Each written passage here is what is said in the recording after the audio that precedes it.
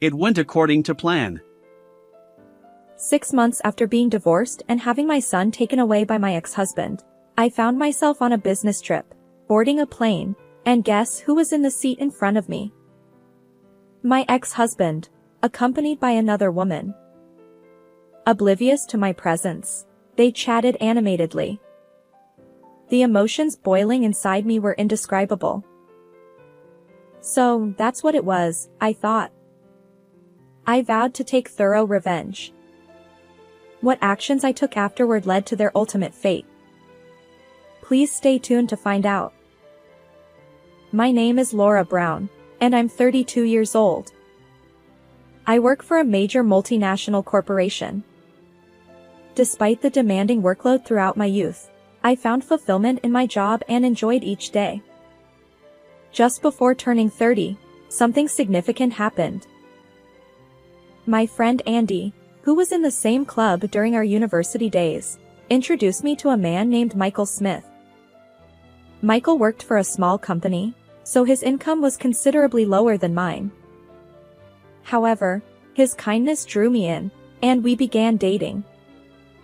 Michael assured me, "Even if we get married, you can continue working. In fact, I'll support you."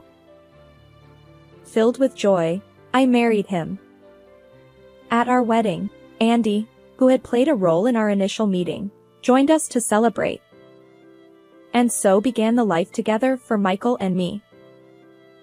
We had been sharing household chores and enjoying a blissful newlywed life. However, just 2 months after our marriage, Michael suddenly quit his job. The company's financial situation is precarious, and I'm also part of the downsizing plan. I decided to leave voluntarily. His words conveyed deep disappointment. Michael had mentioned that he'd look for work again, so I decided to support him during this time. Yet, several months passed, and Michael remained unemployed. I'm applying for jobs, but I keep getting rejected in the initial screening. It's tough out there, especially with the economic downturn. Being forced to leave my previous job shattered my spirit. I don't even have the motivation to fight in the job market anymore. His vacant expression worried me. I suggested, "Maybe you don't need to push yourself right now. We can manage with my income. How about trying the role of a stay-at-home husband for a while?" Michael's eyes lit up.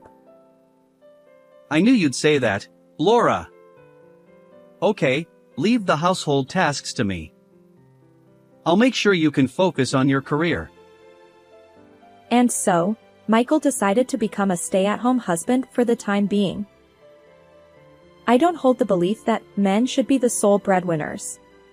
I believe that couples should support each other in their daily lives. Given Michael's current vulnerability, I made the decision to work and provide for our livelihood. Despite my demanding job, I thought it would be helpful if Michael took care of household chores. However, to be honest, Michael's housekeeping skills were lacking. Meals often consisted of pre-made or frozen food, and dishes were left unwashed. Even with laundry, he'd simply toss it into the front-loading washing machine without bothering to fold it. When I pointed this out, Michael would come up with excuses like, "I have a headache today." It left me feeling quite frustrated.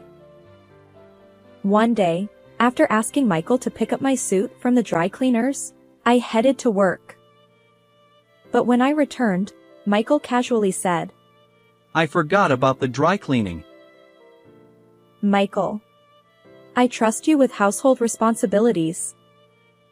Can't you be a bit more reliable?" I implored. "It can't be helped. I wasn't feeling well today." He replied, "You're always claiming that. If you're consistently unwell, why not see a doctor?" I pressed. The doctor said rest would suffice. Are you ordering me to do chores for your sake? Michael retorted. Frustration welled up inside me. Of course, If he were genuinely ill, I wouldn't push. But from what I observed, he had an appetite and even went out during his free time, appearing quite energetic. Well, within your capabilities, could you put in a bit more effort with household tasks? I suggested. Michael shot back. I'm already doing my best. Maybe you lack understanding for someone like me, feeling alienated from society. His words left me speechless.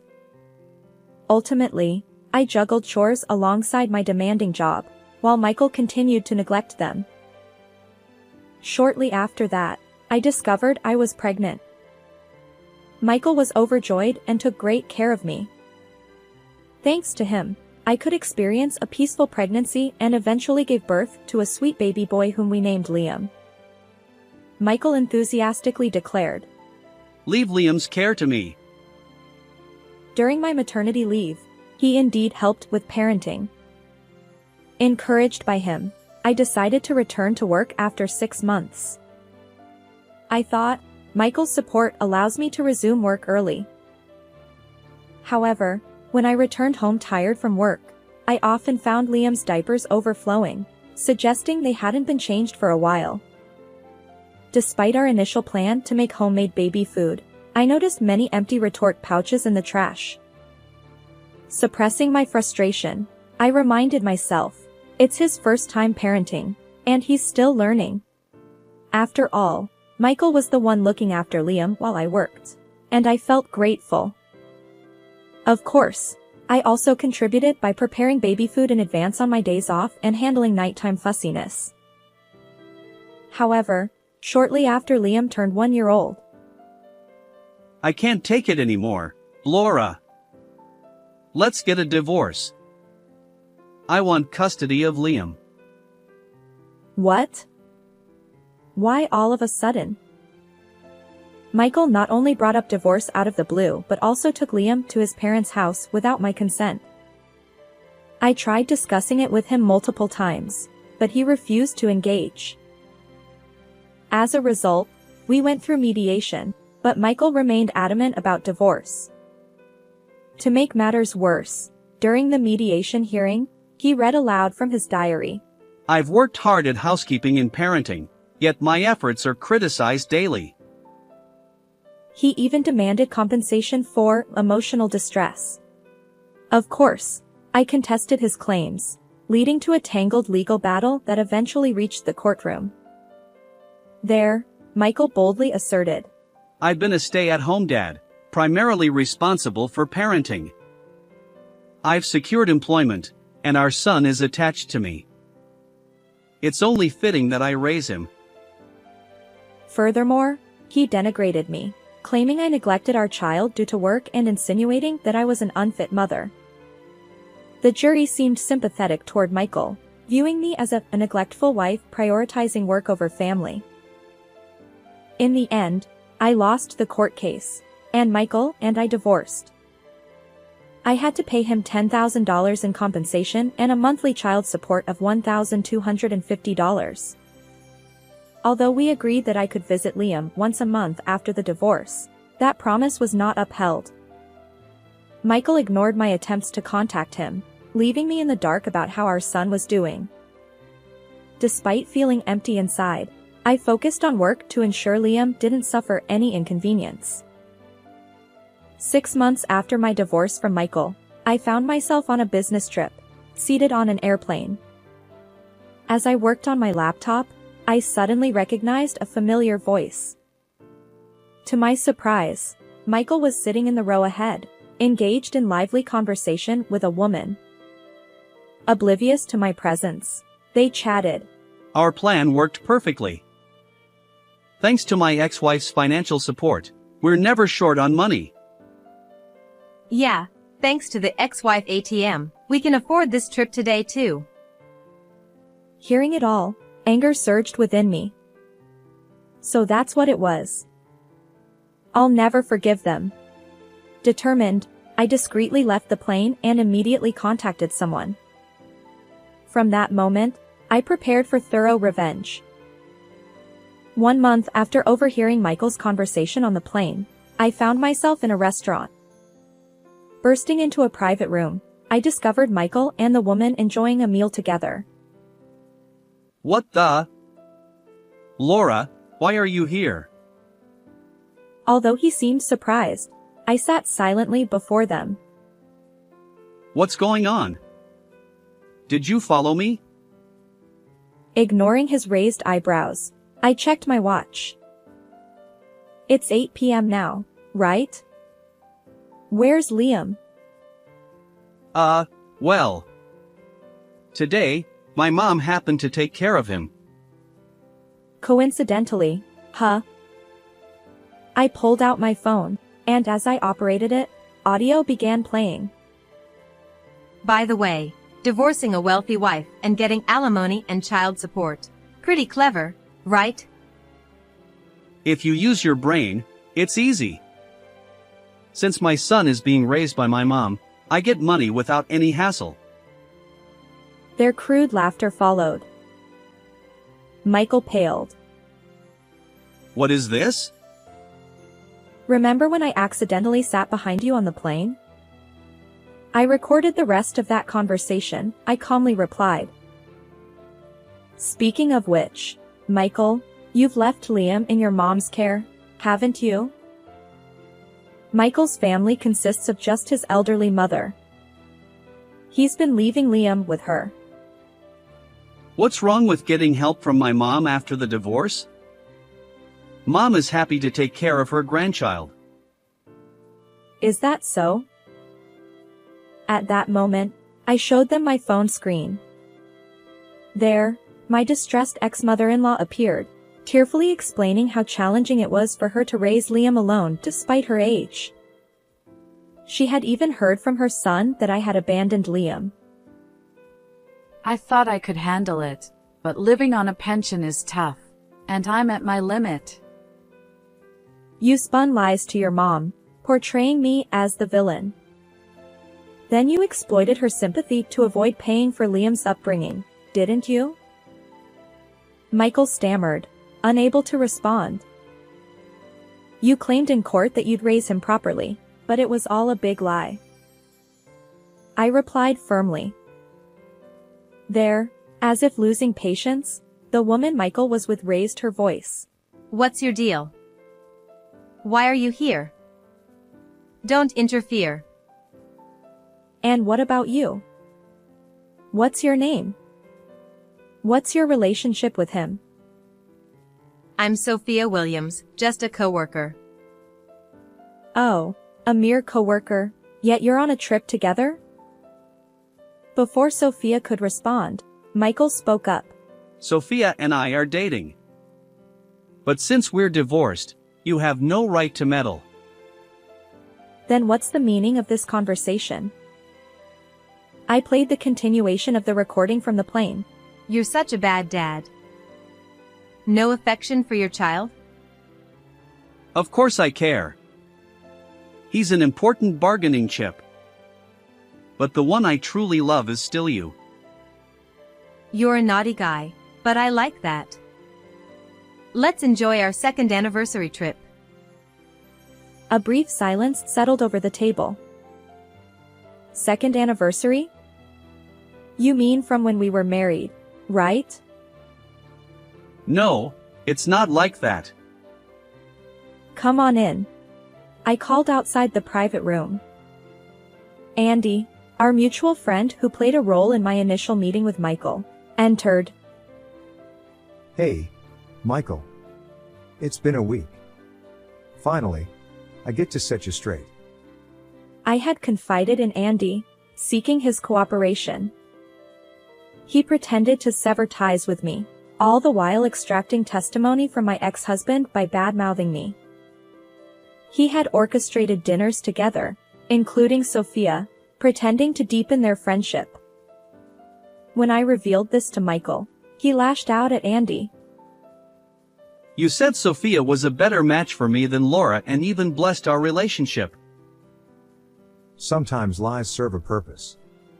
I can't forgive you for deceiving my dear friend, Laura. Damn it, you traitor! At that moment, Andy pulled out his phone and showed Michael something. But here's the real kicker. I've also become close with Sophia and even connected on social media. Do you get it? Sophia paled at Andy's revelation. She had been posting evidence of her relationship with my ex-husband on a private social media account for the past 2 years. Thanks to that, I've gathered irrefutable proof of his infidelity. I owe Andy my gratitude. I stated matter-of-factly. Michael covered his face with his hands, visibly distressed. Smiling, I continued. From Sophia's social media posts, it's clear she brought Michael into her company. Now you work together as salespeople, and your lovey-dovey posts suggest more than just professional camaraderie during office hours. Michael stammered. Well, what's wrong with working together? I replied firmly.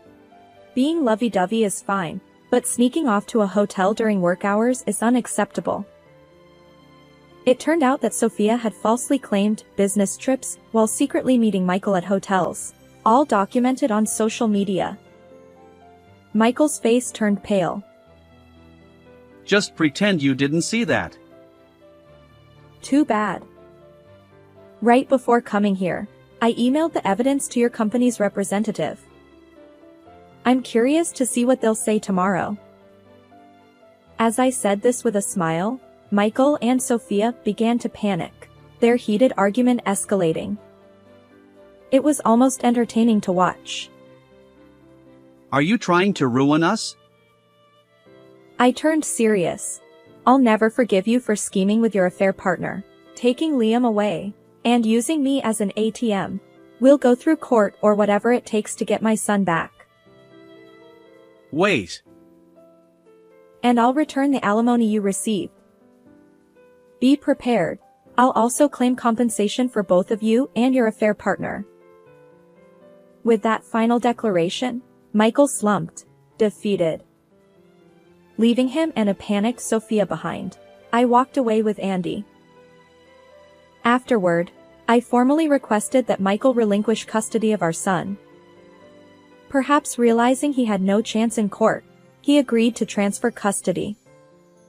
Additionally, I managed to reclaim the alimony I had paid. As for Michael and Sophia, their workplace affair was exposed, leading to their dismissal. However, I showed no mercy, demanding $16,000 each in compensation for their infidelity. Michael lost his relationship with his mother as well and ended up burdened with debt alongside Sophia. Their relationship soured due to the financial strain.